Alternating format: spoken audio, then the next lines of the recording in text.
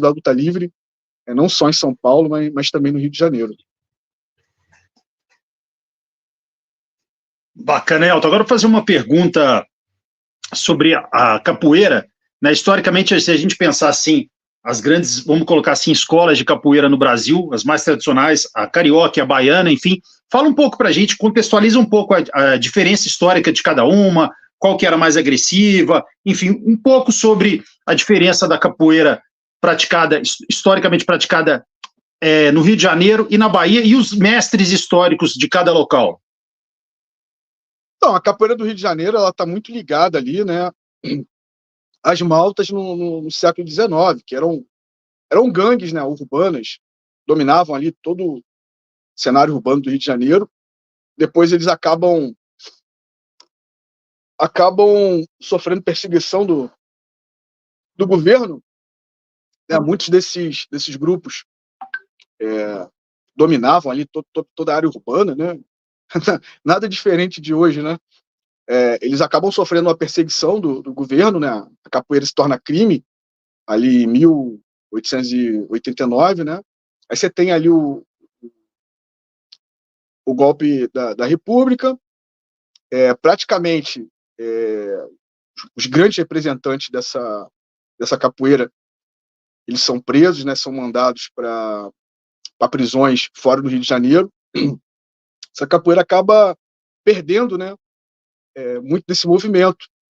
E era uma capoeira muito voltada para conflitos urbanos, né? Então você tinha ali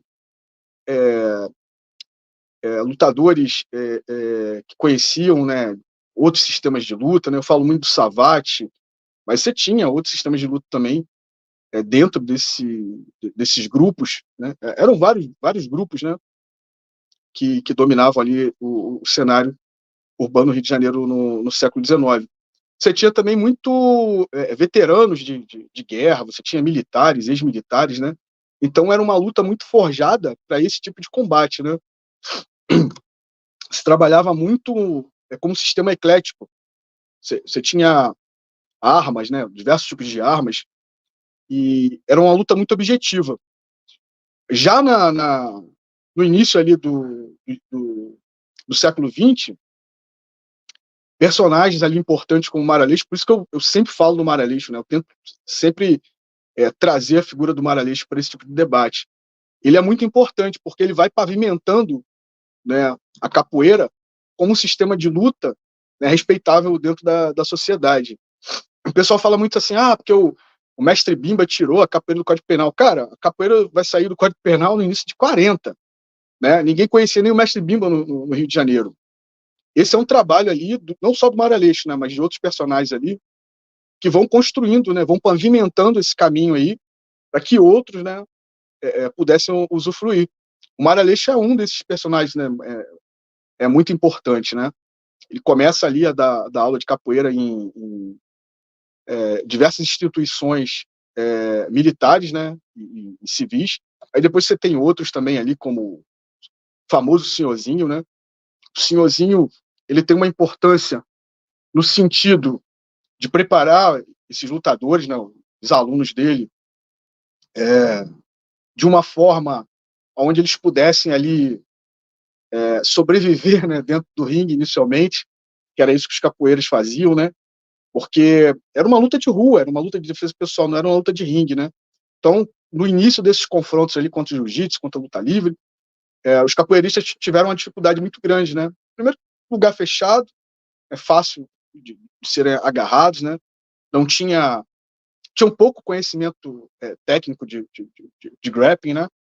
Então o senhorzinho, ele percebe, né? Ele tem essa importância na maneira de olhar para o lutador e transformar o lutador de capoeira num lutador de ringue, né? Aí ele, né, cara, tem vários alunos ali que são grandes representantes da capoeira dentro do ringue. Tem o Soroa, né? O Francisco Soroa se torna um grande atleta. O senhorzinho treina ele ali na Polícia Especial. O senhorzinho também é outro sujeito também que consegue trazer ali uma roupagem esportiva para a capoeira, né? De forma assim é muito sutil, né, no início, mas tem um respeito muito grande ali. O senhorzinho, ele leva a capoeira para os militares ali da Guarda Civil não, da Polícia Especial. Getúlio cria ali em 1932 uma polícia, né, a polícia de distúrbio. Então eles eram altamente treinados ali em diversas formas de luta, e o senhorzinho acaba sendo contratado para ensinar capoeira lá. Então tinha ali um caráter ali, né, de defesa pessoal, mas ele começa a treinar alguns lutadores para representar a capoeira no ringue. Um desses lutadores é o Francisco Soroa. Ele é descendente de espanhóis. Ele tem o contato com o senhorzinho, se torna um grande lutador, né? Então, em pé, tinha uma capoeira afiadíssima, né? Batia muito, e também conhecia técnicas de grappling, né? O senhorzinho é interessante. O senhorzinho é um desses personagens, na verdade, a maioria desses personagens do Rio de Janeiro, né? Eles transitam ali em diversos momentos, né, históricos, entre várias modalidades, né? O senhorzinho vem lá do começo do século XX também, fazendo essa dobradinha entre capoeira e luta livre, né? Capoeira e wrestling, né? Vários estilos de wrestling, envolvido também com diversos sistemas de método de ginástica, né? Então os lutadores do senhorzinho eram muito preparados para esse tipo de confronto, né? Tanto é que ninguém queria enfrentá-los, né? E quando enfrentava os alunos do senhorzinho, tinha uma dor de cabeça muito grande. Então o Soroa, cara, ele vence assim diversos circuitos na década de 30 ali. Realmente era um cara, né, acima do normal. Posteriormente ele vai para a família dele se muda, né? Os pais eram de descendência espanhola. A família se muda para a Espanha, né? Ele acaba indo com a família ali em 33 para 34, né? E ele acaba chegando na Espanha, vendo ali, existia um circuito de luta chamado é, é, é, Pancrase, né? Pancrase. É uma referência ao antigo Pancration, né? E era basicamente um vale tudo, né? Com algumas regras. Inicialmente ele não é aceito, porque ele é um lutador muito leve, né? Muito pequeno. Para você ter ideia, nesse circuito de lutas, o lutador mais leve ele tinha 98 quilos, né? Soroa tinha menos de 80. Então ele não é aceito. Mas depois de insistir bastante, dão uma oportunidade para ele. Cara, e ele acaba se surpreendendo muito, né? Pela habilidade que ele tinha. Fazia movimentos ali que ninguém conhecia, né? Os movimentos da capoeira. O pessoal ficou super empolgado ali com Soroa. E ele começa também a ter várias vitórias, né? Usando a capoeira e a luta livre que ele aprendeu aqui no Brasil. Aí ele também vai, posteriormente, para a França, né? Luta na França. Luta em alguns lugares, alguns circuitos ali europeus, né? E explode a guerra civil lá na Espanha. Ele perde tudo.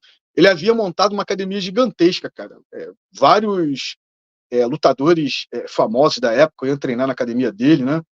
Então era um cara que estava em destaque, né? E explode a Guerra Civil, ele acaba voltando pro Rio de Janeiro, né? Aí começa e volta a trabalhar no seu antigo emprego lá da Polícia Especial. Mas é basicamente o primeiro lutador aí de capoeira, né, a levar a capoeira para a Europa.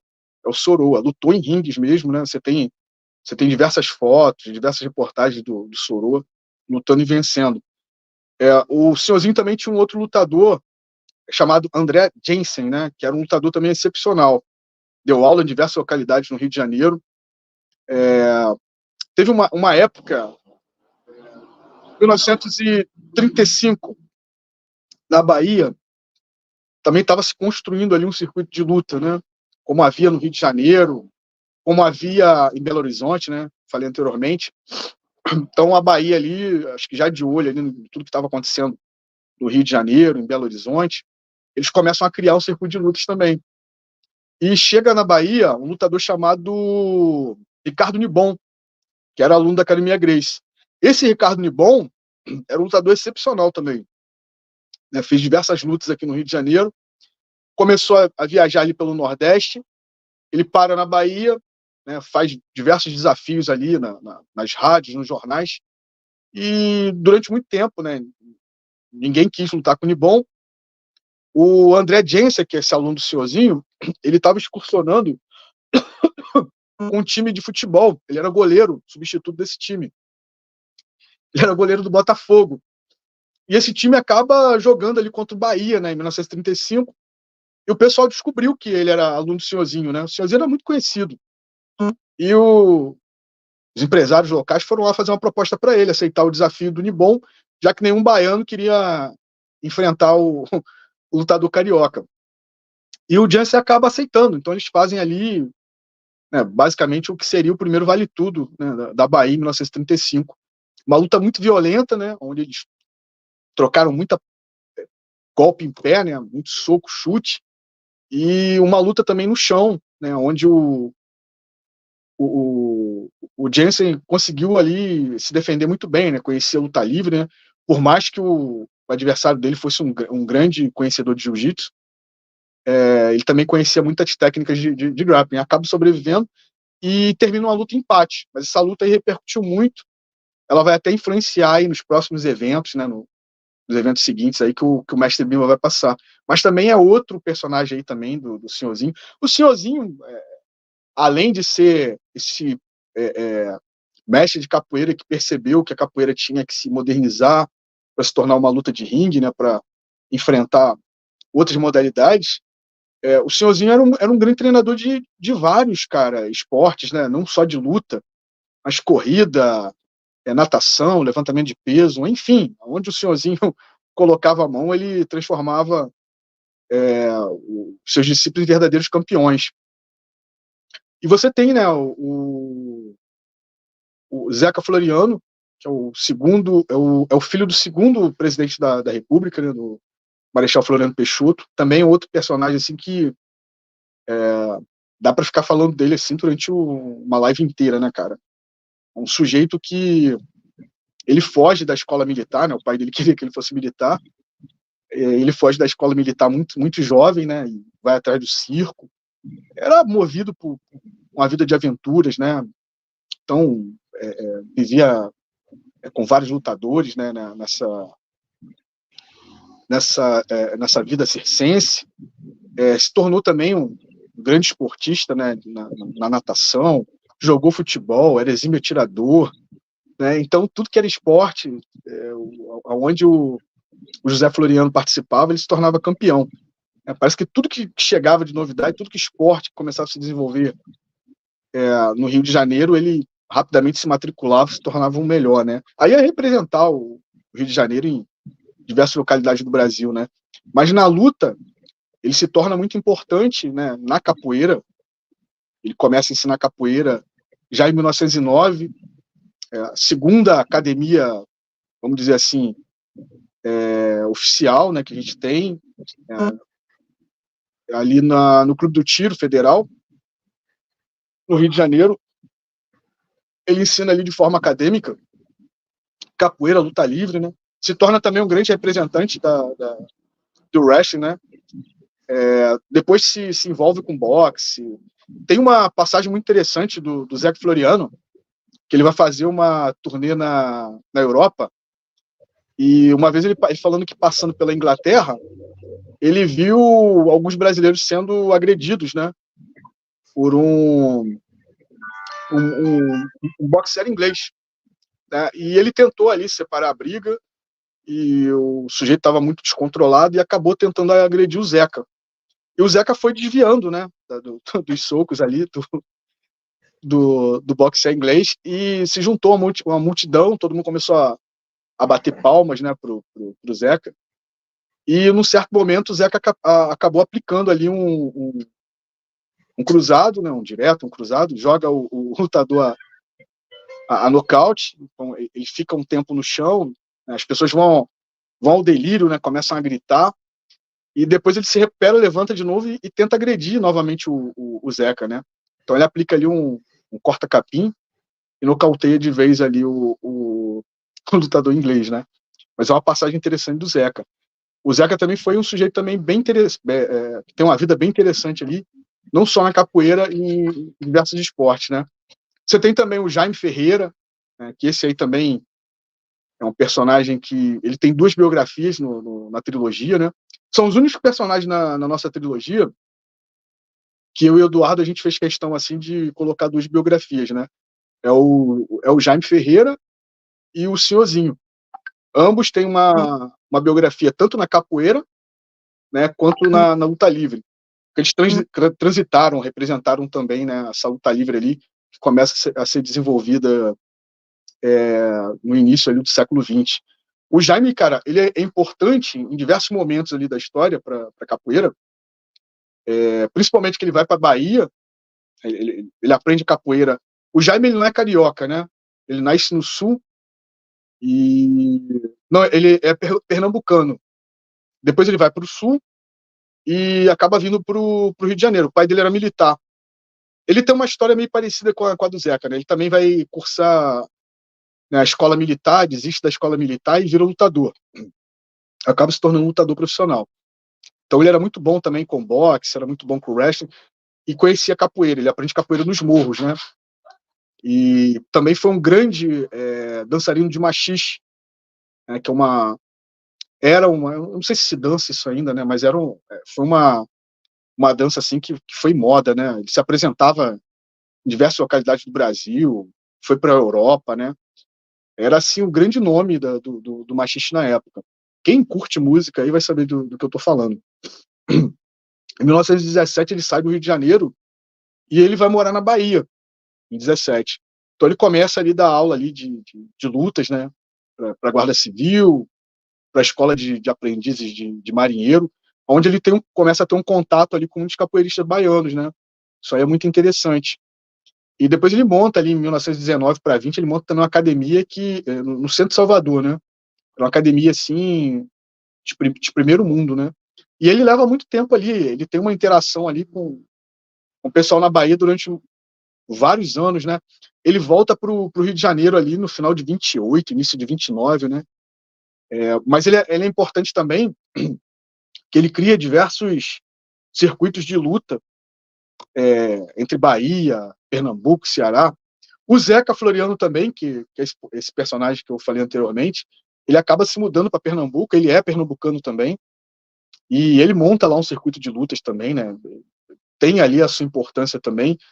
No início vamos dizer, dos circuitos de lutas ali em Pernambuco, Bahia, né? O pessoal transitava ali entre Bahia, Pernambuco, Ceará, tinham diversos circuitos de lutas ali, onde ou era um aluno do Zeca e do Jaime, né, de alguma forma, ou eram empresários ali ligados a eles, né? Então eles têm essa importância aí, bem semelhante com o que vai ter depois o George Gracie e o Takeo Yano, né? Na formação de lutadores ali, já é uma outra geração, né? Eu tô falando na década de 20, e o George e o Takeo Yano vão na década de 30, né? Mas é bem interessante, cara. Ele dá aula lá, e ele é o primeiro sujeito a trazer, vamos dizer assim, o modelo baiano para o Rio de Janeiro, né? Em 1931, ele acaba montando uma academia ali no Teatro Fênix, no centro do Rio, do que seria ali o predecessor, né, vamos dizer assim, do estilo regional, né, do que a gente conhece hoje como capoeira regional. Ele traz alguns baianos, na verdade ele traz 4 baianos, né, são 3 ali que participam dos desafios, então esses 3 aí é o que tem mais destaque, mas são 4. E ele leva esses baianos para ensinar capoeira inicialmente ali no Teatro Fênix. E diferentemente da capoeira que era ensinada no Rio de Janeiro, que era uma capoeira muito voltada ali, né, para luta, algo muito objetivo, o Jaime ele traz uma capoeira, né, mais folclórica, né, ele acaba absorvendo esse lado da capoeira baiana. Então eles trazem instrumentos, né, berimbau. Tem a primeira foto do Rio de Janeiro do Jaime ali com os alunos tocando berimbau, pandeiro, né, cantos de guerras, né, como eles chamavam as músicas, os lamentos ali que eram tocados na Bahia. E ele representa essa capoeira, né, nesse primeiro momento no Rio de Janeiro de 1931. Depois ele acaba meio que largando esse projeto de lado, né, porque ele viu que esse modelo não se encaixava ali com as lutas de ringue. Então e também não teve muita aceitação no Rio, né? O pessoal ali estava muito mais voltado para lutas ali né, de contato, lutas mais objetivas, né? Diferente desse modelo, que era um modelo que era quase uma brincadeira, né? Você não acertava o seu adversário no treino, você dava pequenos toques, né? A capoeira Angola que a gente conhece hoje, né? Eu não estou dizendo que a capoeira Angola é uma brincadeira, né? Alguns mestres aí ficaram chateados, né? Mas tinha essa intenção, não era uma capoeira feita para luta, né? Tanto é que o mestre Bimba ele acaba ali depois, né, criando a capoeira regional, que era uma capoeira um pouco mais objetiva que a capoeira Angola, né? A capoeira que ele falava que era preparada ali para tanto para luta de ringue e para defesa pessoal. Nesse grupo, cara, desses baianos, eles acabam também meio que entrando nesse conceito de ecletismo do Rio de Janeiro. Eles acabam perdendo ali o desafio que todo mundo conhece, né, 1931 para a Academia Gracie. O Carlos promove um desafio contra a Academia do Jaime, que era representado por 3 baianos. Aí tem uma controvérsia, uma polêmica nas regras. Eu não vou nem entrar nisso para não ficar muito extenso. Mas eles acabam perdendo essas lutas. Então o que eles fazem? Eles vão treinar outras modalidades, né? Eles vão treinar boxe, eles vão treinar jiu-jitsu na Marinha, porque eram todos marinheiros, né? Na Marinha tu encontrava boxe, tu encontrava jiu-jitsu, encontrava luta livre. Inclusive um desses lutadores de Santana, ele acaba voltando para a Bahia, abre uma escola lá temporariamente, faz as apresentações com o mestre Bimba. Posteriormente ele volta de novo para o Rio de Janeiro e acaba falecendo em 1939 ali, né, infelizmente. Um desses lutadores que acabou não participando do desafio, que eram 3 lutadores, né? Eles lutaram contra o Oswaldo, o George e contra um aluno lá do João Mori.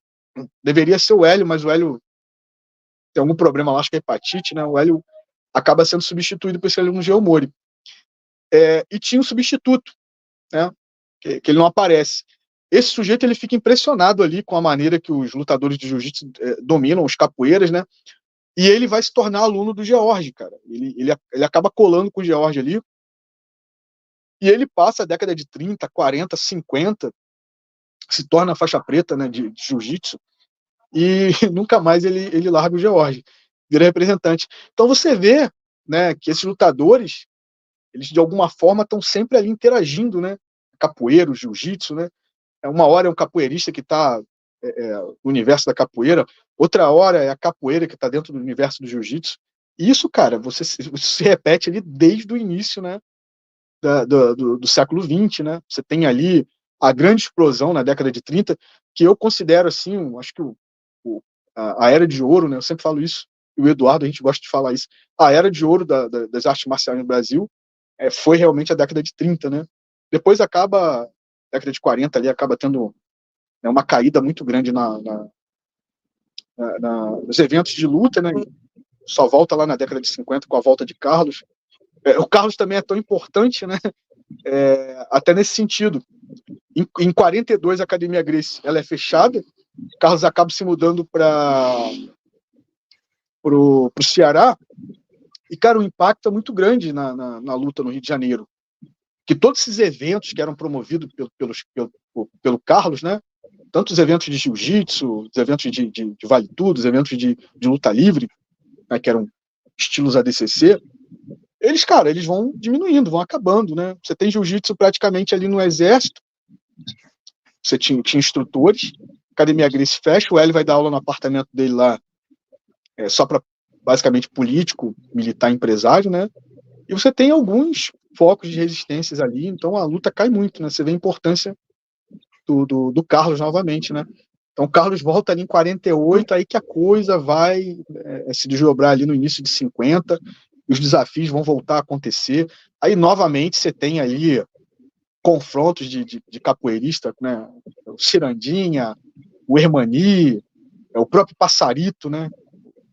O seu Passarito, que foi um sujeito aí que também tem uma história muito legal, tão importante. Então você vê que esses eventos, cara, estão sempre se reinventando ali, e a capoeira acaba se tornando ali, né, uma espécie, os capoeiristas, né, em geral, acabam se tornando uma espécie de adversários, né, durante toda a década de 30, 40, lembrando que já vem lá de trás, né, com Sadamiaco, 50 ali, você tem diversos desafios com esses capoeiristas, né, Carson, e o próprio sincretismo, né, você tem esse choque entre esses lutadores de modalidades diferentes, né, e você tem o sincretismo também, né, eles começam ali a trocar, né, cara, conhecimento, ou seja, através, né, da própria família Grace, ou até através de outros elementos também que existiam na época, né, não existia só a família Grace, você tinha diversos